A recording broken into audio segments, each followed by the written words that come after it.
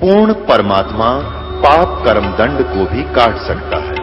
अभी तक जिस भी संत व महापुरुष से मिले उन्होंने यही बताया कि पाप कर्म फल भोगने से ही समाप्त होगा। वो प्रभु कौन है जो पाप कर्म को काट देता है, वो काल के बंधन से छुड़वा देता है। उसका क्या नाम है, पूजा की विधि क्या है? कृपया अवश्य सुनिए जगत गुरु तत्वदर्शी संत रामपाल जी महाराज के अमृत वचन।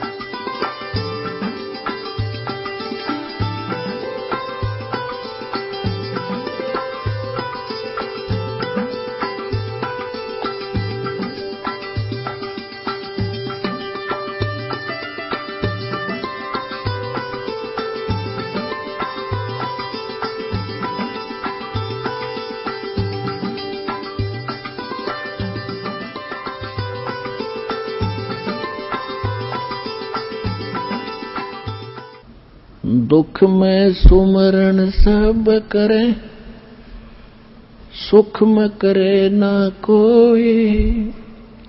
जय सुख में सुमरण करे, दुख कहे को होए। अपने आत्मा आप यहाँ खैर बहुत मिलते हैं, भगत आते हैं, यहाँ इसलिए बुलाया जाता है आपको। देखो आपको यहाँ बुलाकर हमारा उद्देश्य क्या आपको बुलाने का, कि बच्चा जैसे विद्यालय में जाता है तो बच्चा उन बच्चों से ही आधे से ज्यादा शिक्षा ग्रहण करता है, बैठन की, उठन की, बोलन की और पढ़न की, लिखन की। अब जैसे पहली बार बच्चा जाता है स्कूल में तो कई बार हम देखा करते थे छोटे बच्चे अध्यापक की कुर्सी पर बैठ जाते चढ़कर, फिर दूसरे बच्चे कहा करते हो इस पर मत बैठे, नीचे बैठ जा, गुरुजी की कुर्सी है या मास्टर जी की कुर्सी, यहाँ नहीं बैठा करते। तो फिर वो बच्चे अचकन लगे, तो वो बैठने का मैनर भी उन्होंने वहां जाके सीखा। इसी प्रकार आपको यहाँ बुलाया जाता है तो आपको बैठने का, जैसे आपको कोई नए बच्चे आते हैं, आजकल एजुकेशन घनी होगी, उन्हें बैठने का तरीका भूल गए भाई, तो यहाँ दूसरी बहन बेटी भाई बताओगे ना, भाई बहन ऐसे नहीं बैठते, ऐसे बैठो, तो फिर वह सीखेगी। तो फिर यहाँ भी आप एक दूसरे से सुनते हो, कोई किसी का दुख दूर हो रहा है, किसी को कुछ पीड़ा थी, किसी को कुछ थी, तो आपको दृढ़ता आती है, हाँ बात बनेगी यहाँ पर। तो इसी प्रकार यहाँ आपको बहुत से बुजुर्ग भी मिलेंगे जो 5-4 वर्ष से लगे हुए हैं, और वो पहले क्या स्थिति थी आज वह कैसा ठीक जीवन जी रहे हैं। नहीं तो बुढ़ापा कैर है इस जीव के लिए, मृत्यु से भी बुरा है वृद्धावस्था। वृद्धावस्था के अंदर जो कर्महीन प्राणी, जिनके ना पूर्व के संस्कार ना इस जन्म में कुछ शुभ किए, तो इतना दुखी हो जाता है, रोया कर बैठ के भगवान ठाले मने, ये परमात्मा कद उठावेगा। तो इन दुखों से बचने के लिए भी भगवान की भक्ति की आवश्यकता है, इसलिए ये पाठ पढ़ाया जाता है। मानुष जन्म पाए कर जो नहीं रटे हरि नामे, जैसे कुआ जल बिना भाई बनवाया क्या काम। अब कौन से राम की भक्ति करें? एक तो ये राम है ज्योति निरंजन ब्रह्म सरपुरुष, एक रामचंद्र राजा का पुत्र, उसको भी राम कहा करते हम, राजा दशरथ के पुत्र को। श्री कृष्ण वासुदेव के पुत्र को भी हम राम कहा करते, विष्णु जी को भी राम कहते थे, शंकर जी को भी राम कहते थे। सभी देवताओं को शक्ति युक्त मानकर हम इनको आदर और पूज्य मानते थे। अब परमात्मा के ज्ञान से पता चला कि एक ही परमात्मा है जो पूज्य है, जो दुख नाशक है, जो पाप नाशक है, जो मोक्षदायक है, सबका पालन करने वाला है, और उसको छोड़कर अन्य की जो पूजा करते हैं वो पूजा ठीक नहीं है। वो शास्त्र विधि को त्याग कर मनमाना आचरण है, जिससे ना कोई सुख होना है, ना कोई सिद्धि प्राप्त होनी है, ना गति होनी है। तो उस ज्ञान को परमात्मा स्वयं ही आकर बताते हैं। वेद प्रमाण देते हैं कि चारों वेद प्रमाणित करते हैं कि परमात्मा ऊपर रहता है सतलोक में, और वहां उसके सिर पर मुकुट है, ऊपर बहुत बड़ा छत्र सफेद है, सफेद सिंहासन है, परमात्मा उसके ऊपर राजा के समान विराजमान है। और वहां से परमात्मा स्वयं गति करके अपने उस परमात्मा के वहां जो शरीर है उसके एक रोमकूप में करोड़ सूर्य मिला दे, करोड़ चंद्रमा, इतनी रोशनी एक रोमकूप की, और 3.5 करोड़ रोमकूप है अपनी बॉडी पे, तो उसका कितना प्रकाश है। यदि वो परमात्मा एज इट इज आ जावे तो हमारी चरम दृष्टि उसने देख नहीं सकती, जैसे उल्लू सूर्य को नहीं देख सकता। तो फिर वो हमने क्यों कर समझावे, कैसे बतावे।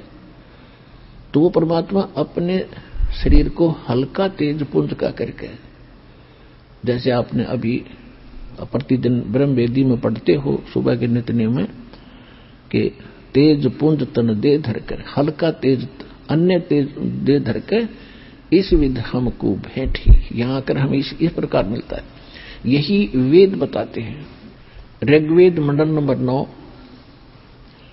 और सूक्त नंबर 1 मंत्र 9 में, 8 और 9 में, ऋग्वेद मंडल नंबर 9 सूक्त 86 के मंत्र 26 और 27 में, ऋग्वेद मंडल नंबर 9 सूक्त 82 के 1, 2, 3 मंत्र में, ऋग्वेद मंडल नंबर 9 सूक्त 96 के 96 के 18 से लेकर 20 में, ऋग्वेद मंडल नंबर 9 सूक्त 54 के 54 के मंत्र नंबर 3 में, ऋग्वेद मंडल नंबर 9 सूक्त 20 मंत्र 1 में, ऋग्वेद मंडल नंबर 9 सूक्त 94 मंत्र 1 में, ऋग्वेद मंडल नंबर 9 सूक्त 95 मंत्र 2 में, और भी अनेकों स्थानों पर वेद प्रमाणित करते हैं कि वो परमात्मा सतलोक में रहता है, नर आकार है, मनुष्य दृश्य है, और वहां से गति करके चल के आता है। यहां अच्छी आत्माओं को मिलता है, उनको अपना ज्ञान बताता है, और वो एक कवि की तरह आचरण करता हुआ अपने मुख कमल से वाणी बोलता है, लोकोक्तियों के माध्यम से, दोहों के माध्यम से, पद्य भाग में वो ज्ञान सुनाता है, जिस कारण से वो प्रसिद्ध कवि की भी उपाधि प्राप्त करता है। वो पूर्ण परमात्मा होता है। तो वो परमात्मा कौन है जिसका वेद प्रमाण कर रहे हैं, और वेदों में जो लिखा वो सत्य है। तो ये तो वेद बता रहे हैं, ये तो हमारी थ्योरी बता रही है, और जिन महापुरुषों को उसका प्रैक्टिकल हुआ है, साक्षात्कार हुआ है, उनमें से कौन कौन है।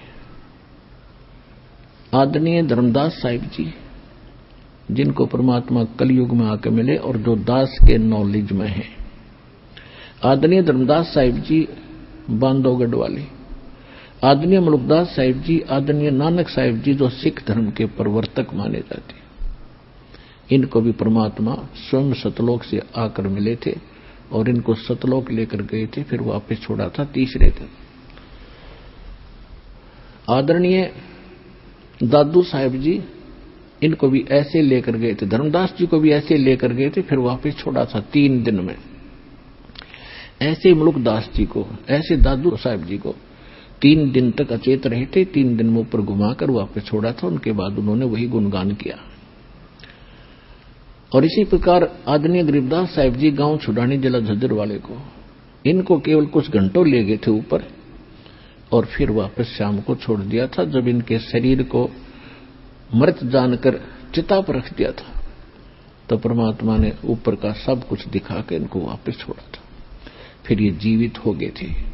उसके बाद इन्होंने आंखों देखा परमात्मा का विवरण, सारा कुछ प्रत्यक्ष दृष्टा बन के, और अपनी अमृतवाणी में लिखवाया, जो आज दास आपको पढ़कर सुना रहा है, उसका ज्ञान बता रहा है।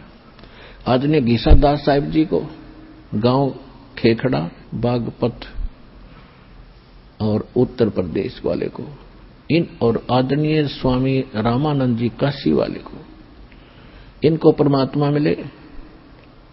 और 1997 में फाल्गुन उत्तरते की एकम को इस दास को मिले कुछ समय के लिए।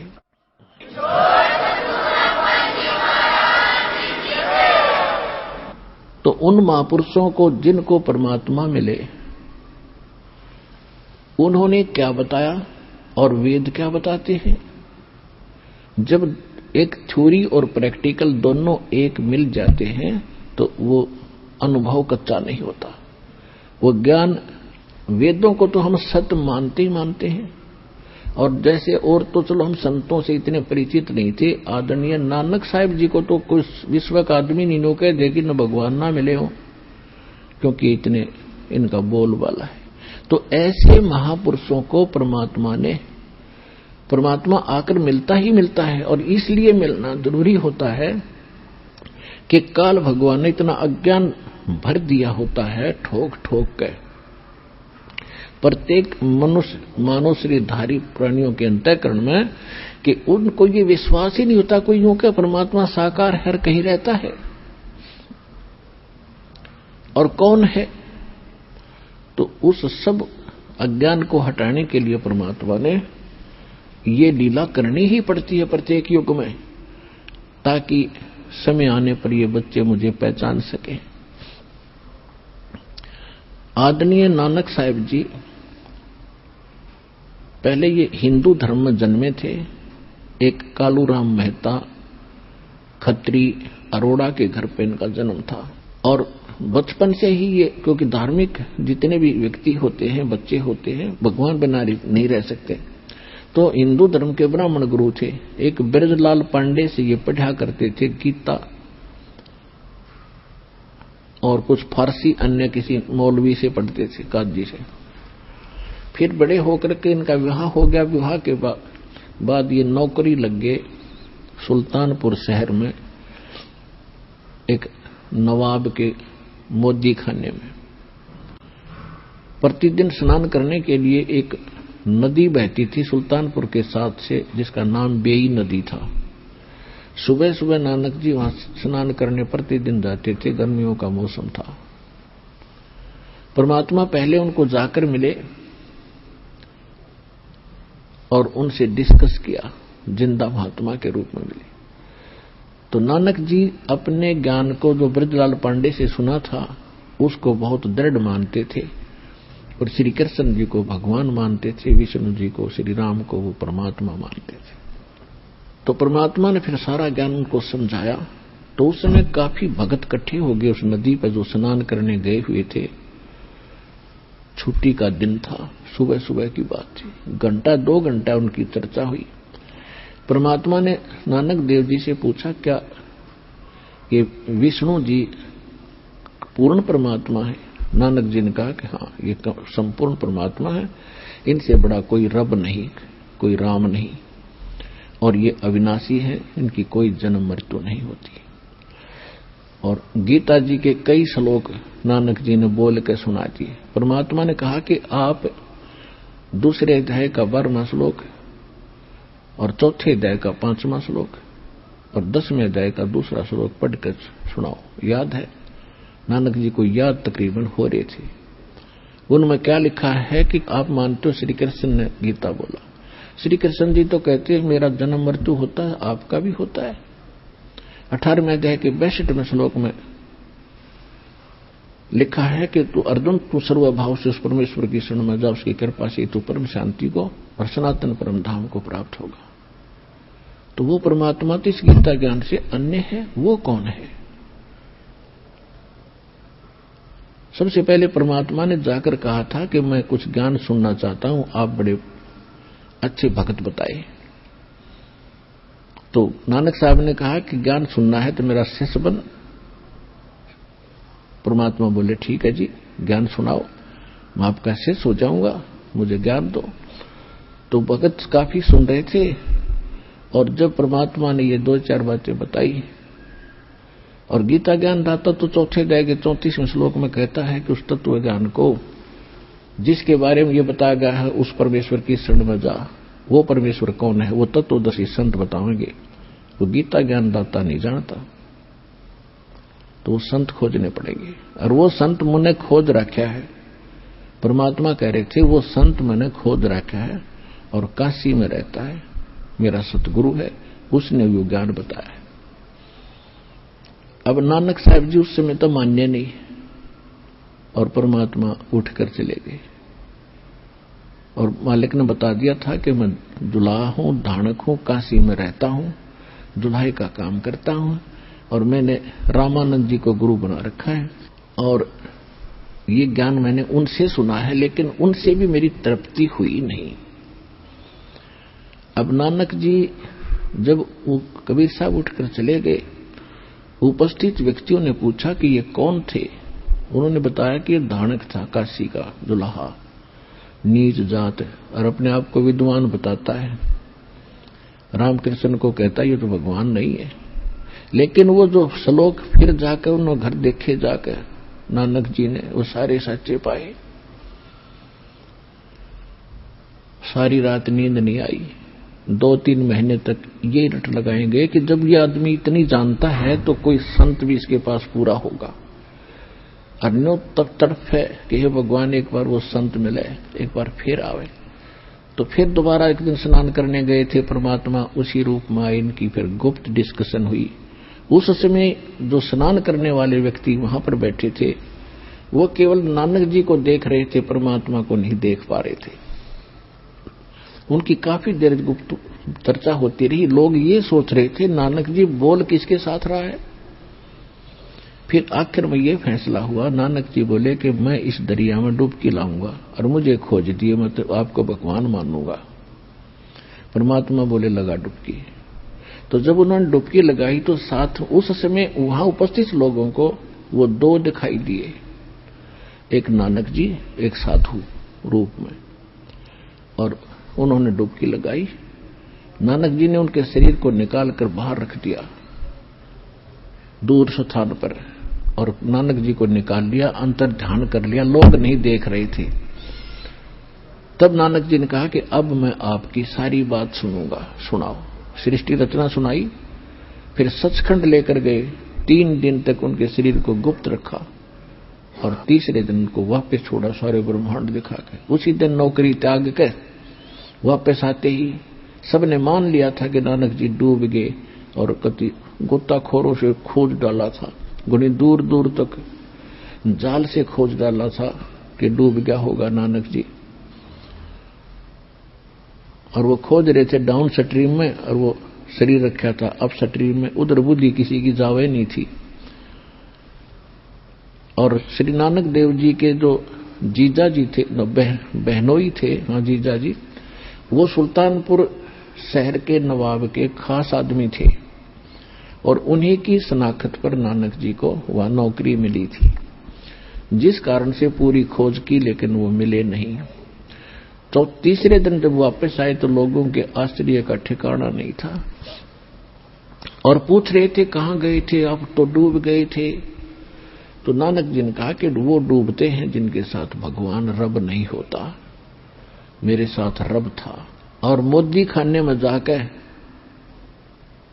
और सबको बांट दिया, ले जा 12-13 तक गगनतीय भूल गए, 13 सारा खजाना लुटा दिया। क्योंकि महीने में हफ्ते के अंदर सबको मेहनताना दिया करते, वो खजाना था।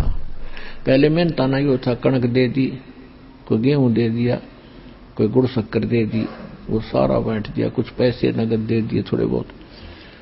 तो किसी ने शिकायत कर दी और स्वयं जाकर बैठ गए, वैसा ही चोला पहन लिया जिस रूप में परमात्मा मिले थे, जिंदा महात्मा के रूप में। ऐसा ही चोगा पहन के शमशान घाट पर बैठ गए जाकर। अब किसी ने शिकायत की कि आपके मोदी खाने के नौकर ने आपका सारा खजाना खाली कर दिया। तो उस नवाब ने उनके बहनोई को बुलाया, जयराम नाम था, जयराम जी को, जयराम को बुलाया और कहा कि भी मेरा अकाउंट पूरा कर दे, तेरी मार्फत ही तेरा साला लगा था यहाँ पर, कोई घटेगा पैसा तो तेरे से लूंगा। अकाउंट करने लग गए। अकाउंट करा तो सरकार के पूरे पैसे हो गए, 760 रुपये नानक जी के फालतू निकले। बोलो सतगुरुदेव।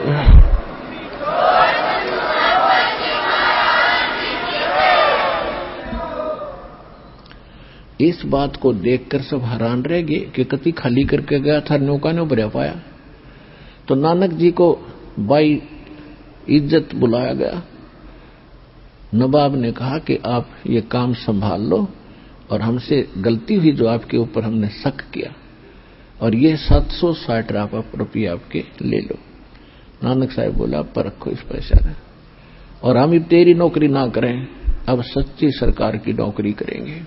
इस नकली की नौकरी बहुत कर ली।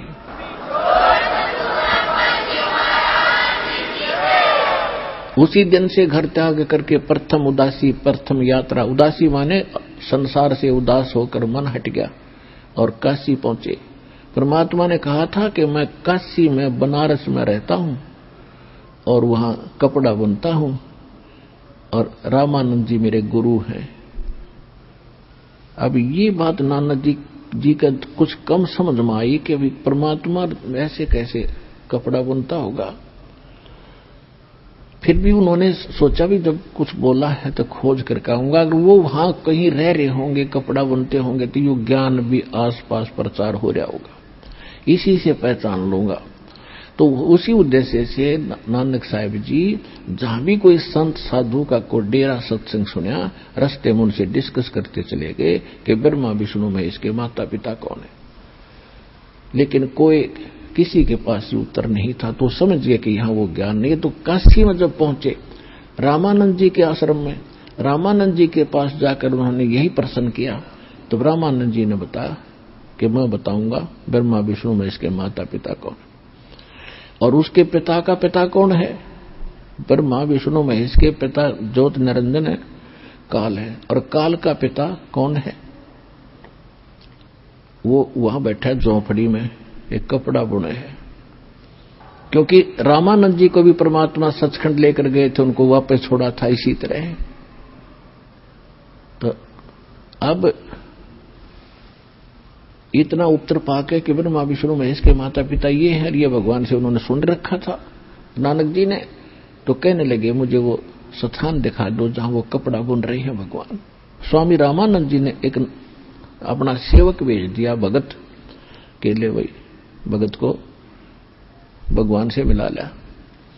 अब रास्ते में उस नौकर से एक दो भगत थे साथ चल पड़े, उनसे पूछा, फिर और प्रश्न करने लगे। उन बच्चों ने फटाफट जवाब दे दिए नानक साहब जी के प्रश्नों का, क्योंकि वो तो रोज सत्संग सुना करते थे। उन भक्तों ने तुरंत उत्तर दे दिए जो भी उन्होंने पूछा। और फिर क्या देखा जाके, ओए होए, जब सामने देखा कपड़ा बुनते हुए उस खड्डी में बैठे भगवान को, और जो सतलोक में देखा था जो का त्यों आंखों में आंसू भर गए और रोन लग गए। वो पुण्यात्मा कहते फाई सूरत मुल्क की वेश, ए ठगवाड़ा ठगी देश, खरा सियाणा बहुता बार ये धानक रूप रहा करता, लोगों धानक रूप रहा करता, धानक रूप रहा करता। अभी फिर नानक जी की इस बात ने वो जो लाए मानने नहीं, आसपास ये झोपड़ियां वाली नौ कहे तो नीरू के बेटे ने देख पंजाब का बोला आदमी भगवान बतावे। परमात्मा बोले कोई ना सुना भगत जी बैठ जा। अरे अभी इसको डिस्क्लोज ना करे, ना तेरी मानने आपको डले मारने लग जाएंगे, ये पत्थर पागल हो गया, अभी गुप्त रखो। फिर सारी बात बतलाई, काफी समय रुके वहां पर, सारा ज्ञान सुनाया और ये कहा था कि वहां आएगा जब सतनाम दूंगा तेरे को। कबीर परमात्मा ने कहा था सतपुरुष ने कि जब मेरे से मिलेगा, बनारस में मैं रहता हूं, कपड़ा बुनता हूं, सचखंड में कहा था ये वचन, तब मैं तुझे सतनाम दूंगा। सतनाम बिना मोक्ष नहीं।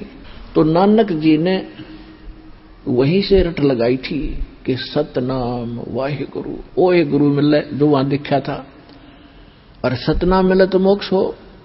सतनाम श्री वाहे गुरु, सतनाम श्री वाहे गुरु। अब मोक्ष होगा सतनाम तो दो अक्षर का, इसमें एक ओ मंत्र एक तत्व गुप्त है।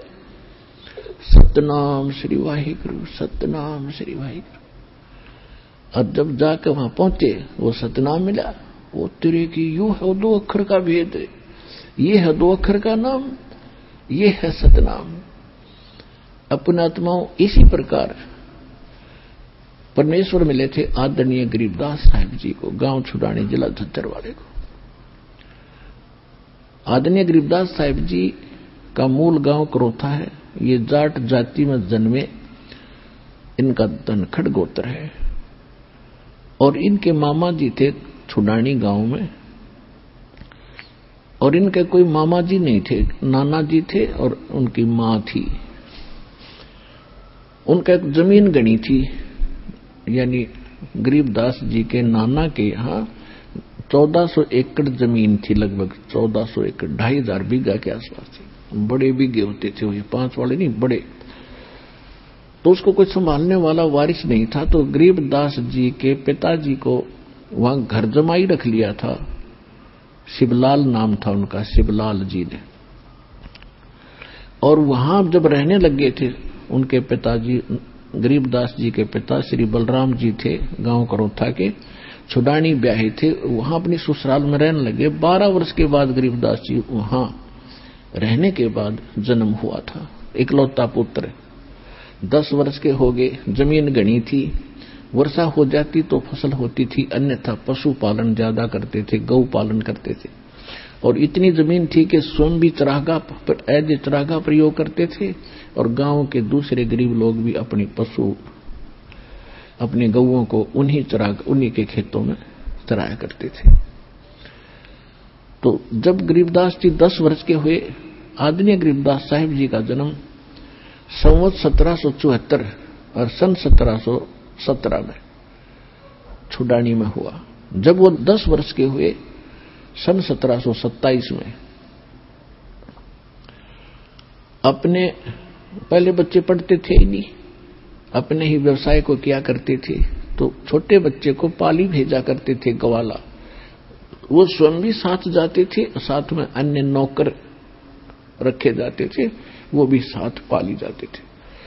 तो फाल्गुन द्वादशी, फाल्गुन मास की द्वादशी, सुदी द्वादशी, चांदनी द्वादशी को दिन के लगभग 10 बजे सभी ग्वाले, 10-15 ग्वाले थे, बड़े भी थे, कोई 50 वर्ष का, कोई 30 वर्ष का, कोई 20 वर्ष का, कोई 18 वर्ष का। सबसे छोटे गरीबदास जी थे 10 वर्ष के। वह बैठ के खाना खा रहे थे 10 बजे से। उधर से परमात्मा सचखंड से चलकर आए, वहां एक जिंदा रूप महात्मा का रूप बनाया थोड़ी सी दूरी पर, और वहां से यात्री की तरह चलते हुए आ रहे थे। और बाबा जी का रूप, वेशभूषा जिंदा महात्मा की, तो उसमें अतिथि का सत्कार गणा था, फिर महात्मा दिख जाए तो ज्यादा ही सत्कार होता था। तो सभी ने कहा कि बाबा जी आगे, भाई महाराज जी आ जाओ, महाराज जी बैठो और भोजन खाओ। एक कपड़ा बिछा दिया, महाराज जी बैठ गए।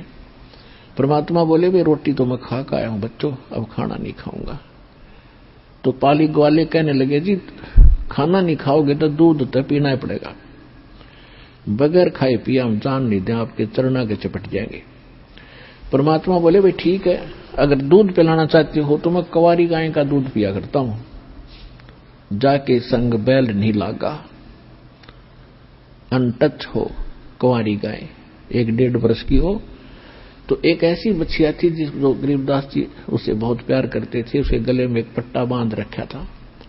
उस बछिया को लाई पकड़ कर और कहा, महाराज जी दूध कैसे देगी, देखियो इसका सतन तो है ही नहीं। दूसरे जो बड़े पाली थे वो कहने लगे, बाबा जी तेरी नीत दूध पीने की नहीं है, आप तो मजाक कर रहे हो।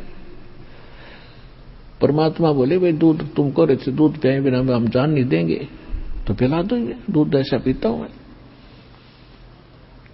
तो गरीबदास जी उस बछिया को लाकर कहने लगे, भगवान इसका दूध कैसे देगी, बच्चा तो है ही नहीं इसका। परमात्मा बोले, भाई कोई पात्र लाओ जो खाली हो, साफ सुथरा हो। तो उनके पास एक पात्र था, जैसे लस्सी वगैरह ले जाते थे, वो 2 मांझ के अंदर रखा था, 8-7 किलो का। कहा कि इस बछिया के नीचे रखो, इसकी औड़ी का नीचे, लेवटी का। गरीबदास जी पकड़ कर बैठ के, बालक थे, अगर देखेंगे क्यों दूध निकाल लगा बाबा जी। अब परमात्मा ने उसकी कमर पर थपकी मारी बछिया के, लंबे लंबे सतन हो गए और दूध की धार चल पड़ी, पात्र भर गया जो बंद हो गया अपने आप। बंदी छोड़ कबीर परमेश्वर जी की जय हो।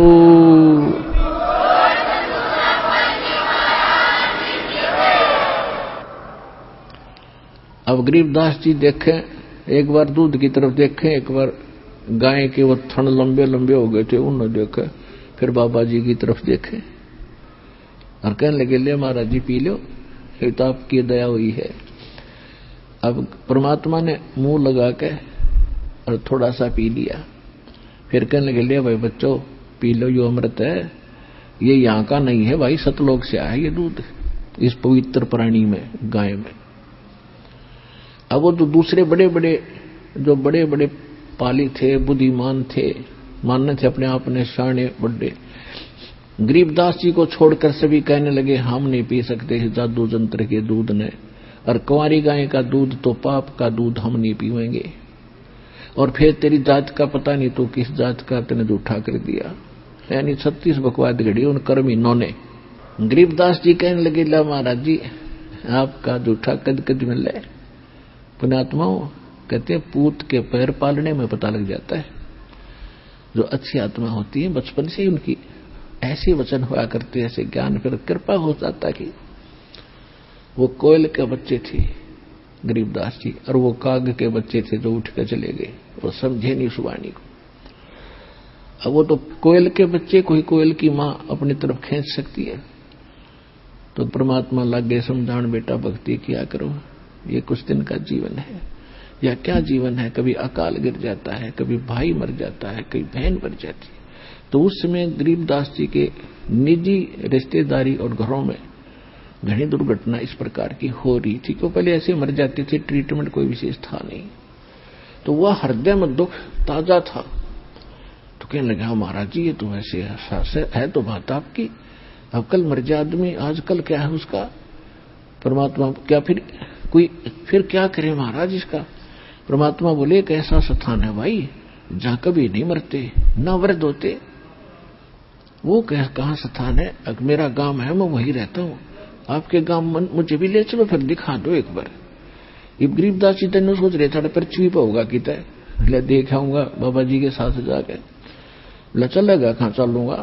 अब बैठते प्रथम मंत्र ले जब चला जाएगा। अब प्रथम मंत्र दिया, 5 नाम का देते थे पहले, और कहा चल भाई। अब गरीबदास जी बैठे थे, नु आसन लगाए, जैसो भाग बैठ जाते हैं पाली, आम आदमी बैठता जैसे आलथी पालथी मार के चौकड़ी लगा के, आत्मा ने काल ली ऊपर ले गए। ब्रह्मा जी का लोक दिखाया, विष्णु जी का लोक दिखाया, शिव जी का लोक दिखाया, और जहां भी परमात्मा जाते थे सब महापुरुष खड़ा होकर सत्कार करते थे, क्योंकि परमात्मा सबसे पहले जब आए थे इस काल के लोक में, पहले ब्रह्मा जी को मिले थे और ब्रह्मा जी को ज्ञान सुनाया था। ब्रह्मा जी का यह बात समझ में आ गई थी, सचमुच ये तो कोई जीवन नहीं है। तो उन्होंने कहा था, परमात्मा ने कहा था तू नाम ले। मेरे उस समय उनको अग्नि ऋषि के रूप में मिले थे, अग्नि ऋषि, ब्रह्मा जी को अग्नि ऋषि नाम बताया था अपना। तो ब्रह्मा जी ने मंत्र लिया, परमात्मा बोले पहले मंत्र ये जाप कर, फिर तुझे सतनाम दूंगा।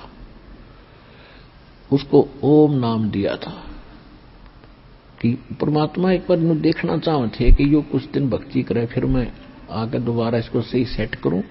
इसलिए आपको ये 3 सतिथि नाम दिया जाता है। ये अनमोल मंत्र है। पहले मंत्र में आपको देख लिया जाता है इसकी लगन कितनी है, यू टकेगा कि नहीं टकेगा। और इस मंत्र का, अगर पहले मंत्र का भी आपने महीने 2 महीने 10 दिन या नाम लेते ही आपका जीवन भी पूरा हो गया, तो भी मनुष्य जन्म के अधिकारी बन जाओगे। इतना गजब का मंत्र है। वरना मनुष्य जीवन का मिलना कोई हंसी खेल है, एक सांस भी ना मिल रहा है। प्रियव्रत की कथा सुनाई थी, जब वो आके 11 अरब वर्ष तक राज्य करके मनुष्य शरीर प्राप्त करके मृत्यु को प्राप्त होने लगा, जब उसने यमदूतों से कहा था कि मेरी चाहे सारी पृथ्वी ले लो जितना मेरा राज्य है, और कुछ सांस मुझे और दे दो, तो उन्होंने कहा था खबरदार दे, एक सांस भी लिया। तो ये बालकों का खेल है। इतना गजब का मंत्र। मान लिया रोगी जो आते हैं ना, ये भी कोई पिछले जन्म के पुण्यकर्मी प्राणी है, कति से अंतिम सांस गिन रहे हैं, और एक बार ये मंत्र लेकर शरीर भी छूट जा, ये कपड़ा बदल कर लेंगे 10 महीना फिर यहीं पर माँ की गोदी में दिखा दूंगा। तो ये कोई बात है। तो परमात्मा ने ईब यू बीड़ा ठा लिया अपनी प्यारी आत्माओं को पार करने का, यही तरीका है इसका। और नहीं तो मरे तो गाय घर मर जाएगा और आगे गधा भी बनेगा। और यहाँ वैसे तो यहाँ आ गया तो एक तो आते हैं, सिर्फ देख लेते हैं, उनके भगत ने कई बार कह लिया हम एक बार ट्राई ले आते हैं। जो ट्राई लेने आते हैं और नाम भी ले लिया तो उनको ऐसा लाभ मिलेगा। वो मर भी जाएंगे तो लेकिन मालिक को पता कि मेरा होगी आत्मा, यही मेरी होगी, इसको तुरंत मनुष्य जीवन दूंगा। अरे दोबारा आएगा, इतने ज्ञान बहुत फैल रहा होगा, इसे भगत का जन्म देगा और पार कर देगा।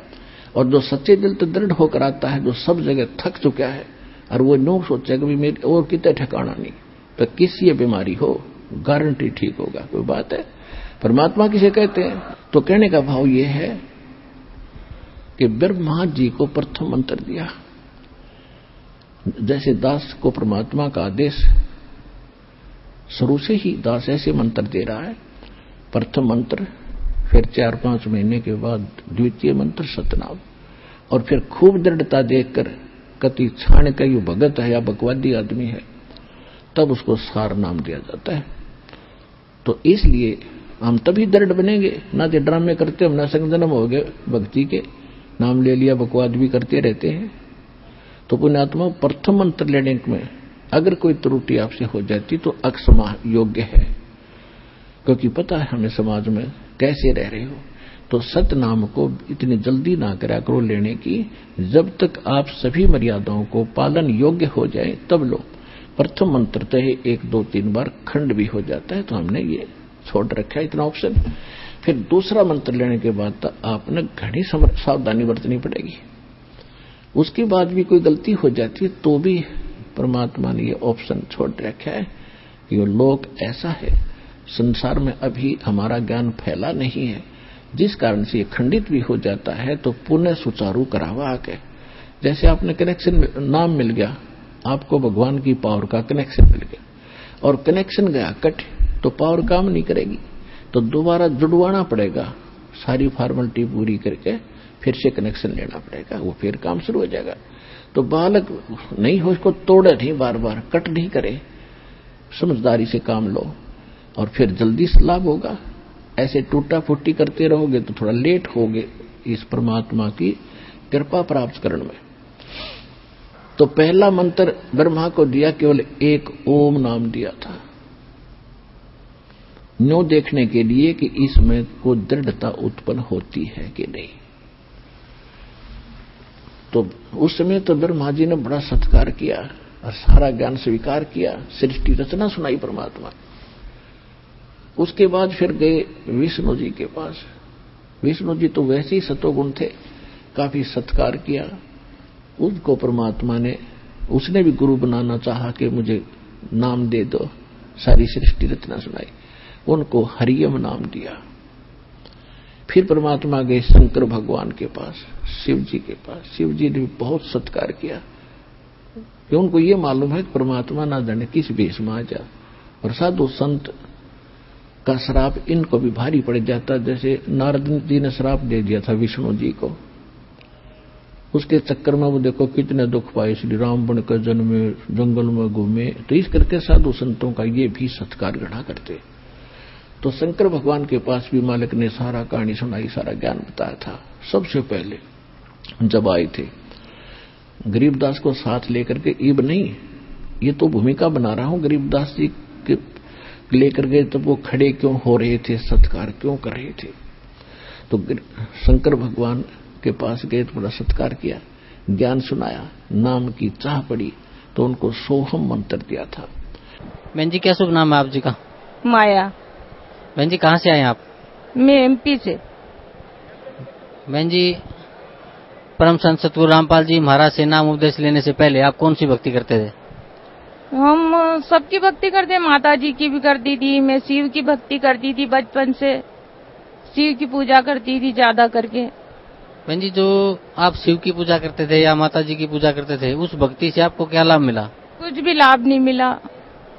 बहन जी परम संत सतगुरु रामपाल जी महाराज की शरण में आप कैसे आए?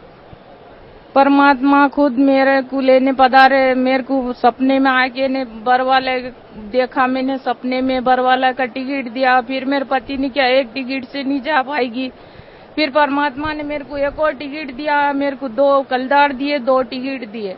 तो मैं जैसी पलटी ऐसी मैं एक कुएं में गिर गई, तो परमात्मा में ऐसे पकड़ पकड़ के मिट्टी कैसे थे वो पकड़ पकड़ के निकल रही थी। परमात्मा ने मेरा हाथ पकड़ के ऊपर खींचा, ऊपर खींच लिया, मैं बाहर निकल गई। फिर सुबह हुआ, मैंने मेरे बच्चे से बताया, मेरे आदमी से बताया। मेरा आदमी ने क्या हवा जा, मैंने क्या मैं कहीं भी तीरथ नहीं जाऊंगा, मेरे को बरवाला का है।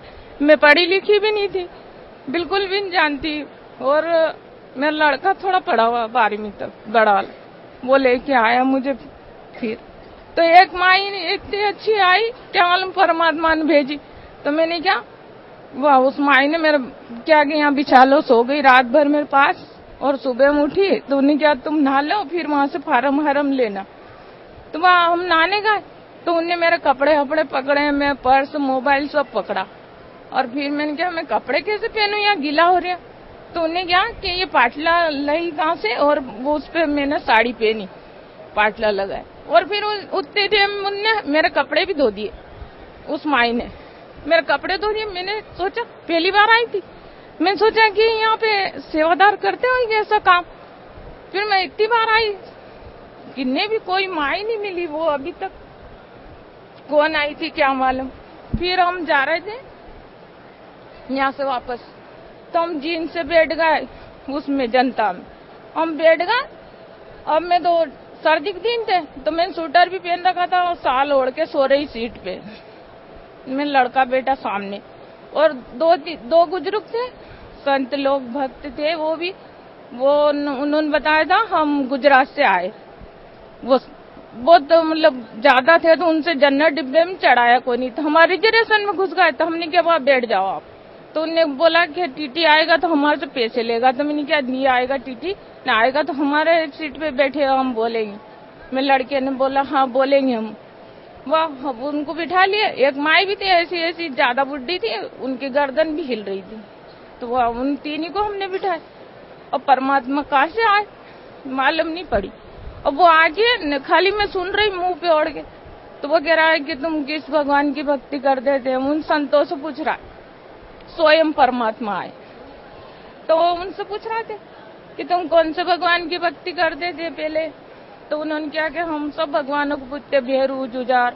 वो जो लोग बैठे थे संत, 2 भक्त थे, 2 वो एक माई थी, 3 जने थे, और 2 हम 5 जनों में छठे परमात्मा आए। छठे परमात्मा आके बैठ गए। अब बैठे बैठे मैं तो जैसी उठी, मैंने क्या दिल्ली वाले तो जज हमारे लड़ाई करते जा। तो मैंने क्या ये बुड्ढे है गांव के टेपे जैसे लग रहा है। तो उन्होंने सापा भी ऐसे पगड़ी बांधी हुई थी, और वो शर्ट की गुंडे ऐसे लगी हुई थी। उन लोगों धोती वोती पहनने थी। तो मैंने क्या इनकी हंसी उड़ा रहा। मैं जैसी उठी, मैं उनसे लड़ने वाली थी, जैसी उठी तो मेरे को परमात्मा दिखे।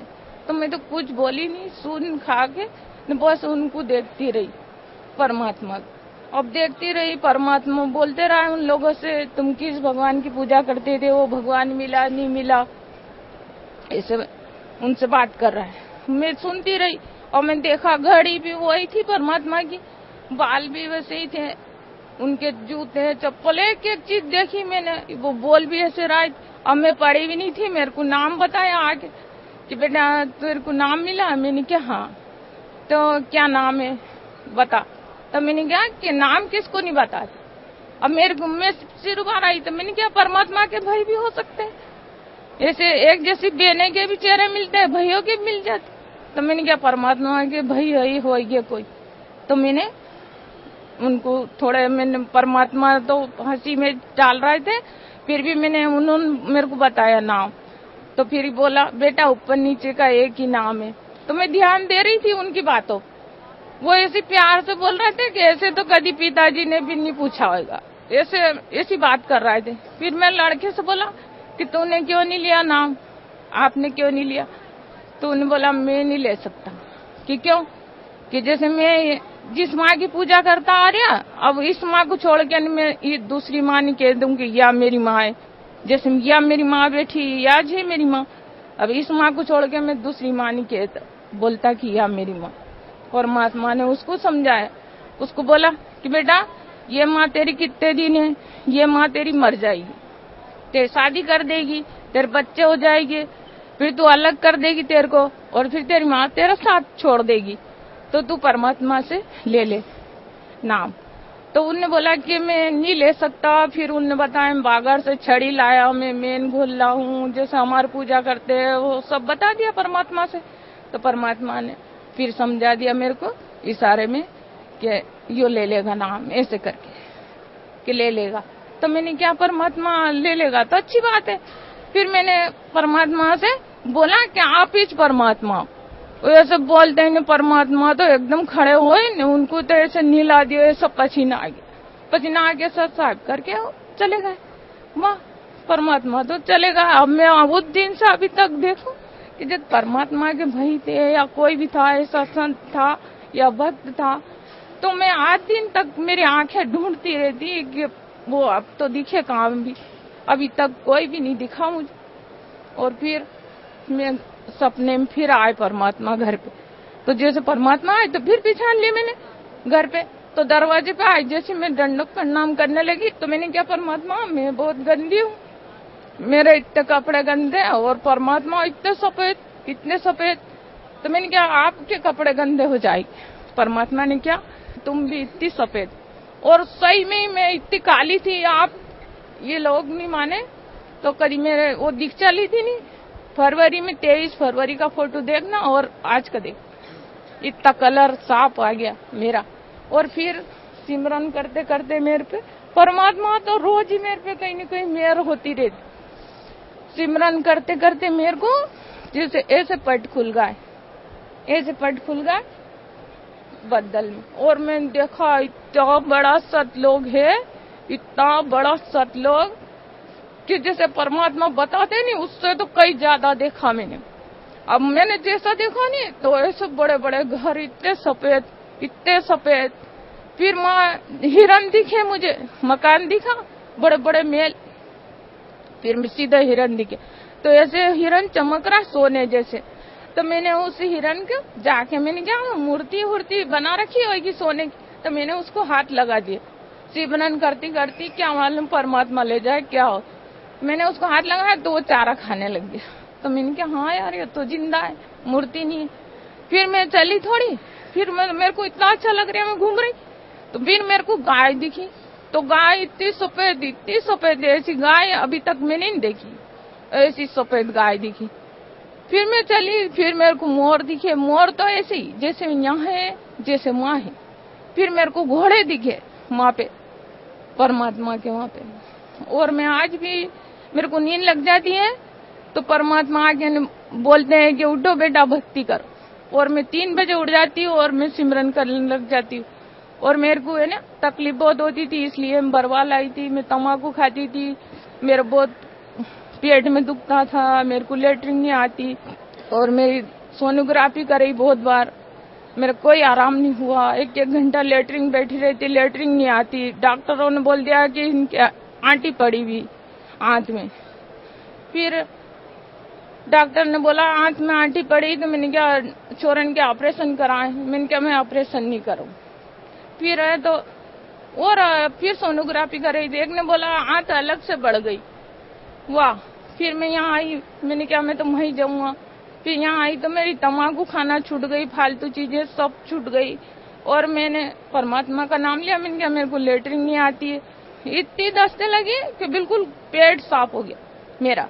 और मैं 8 दिन तक मैंने एक गोली भी नहीं खाई, इतनी अच्छी हूँ मैं अभी तक। और बीमारी तो कटी सारे मेरे इतने घर में लड़ाई झगड़े होते थे वो भी अच्छे रहने लग गए, सब शांतिपूर्वक। बहन जी, परम संत सतगुरु रामपाल जी महाराज से नाम उपदेश लेने के बाद मालिक ने आपको सतलोक दिखाया, आपके जो लाइलाज बीमारी थी वो ठीक की, आपके घर में सुख शांति हुई।